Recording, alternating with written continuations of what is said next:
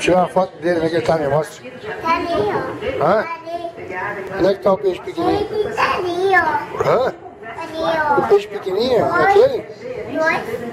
É o dois. E o de cabeça vermelha tá onde? Onde é que tá o de cabeça vermelha? Tá ali. Tá ali? Ah, e o pequenininho? Vou tirar uma foto dele, onde é que tá? Aonde? Ali. Tá ali ele mesmo, olha. Qual é que é mais bonito?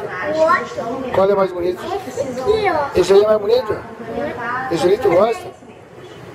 Tá. Esse também é bonito? Todos são bonitos? Não. Hã? Não. Não? Não tem. Que não estão no mercado precisam se inserir em outras bases. Qual que é o mais bonito? O outro. E onde é que tá o pequenininho? Ali, ó. Aonde tá o pequenininho? O outro. Não pode bater no vidro. Larga isso lá.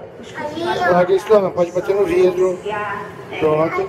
É, só mostra com o dedo. Isso. Ali, esse é bonito? É lindo, né? Esse é bonito. E anda. Ele anda? Ele sabe nadar? Sabe? Hã? É? Ele é bonito? Qual que é bonito? O outro, dois. Hã? É o dois.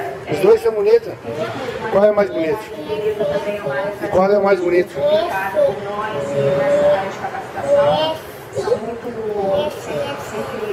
Não pode bater com isso ali, guarda lá.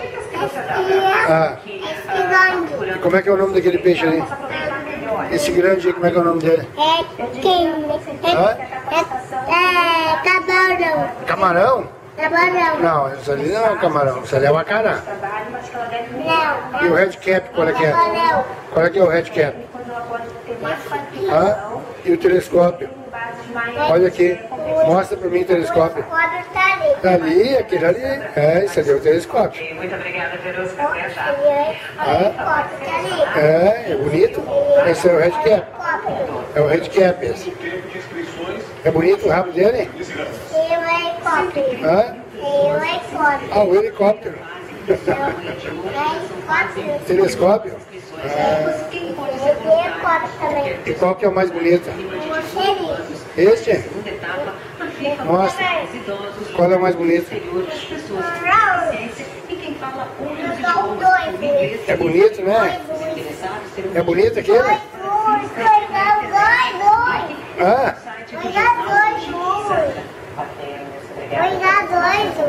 pode ligar os dois?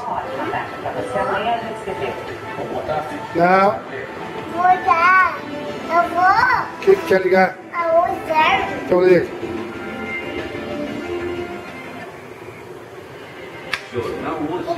Ligou? Eu vou a faca. Ah, Eu vou a faca. e agora? E agora vai ter vai botar o no aquário. Tira um beijo.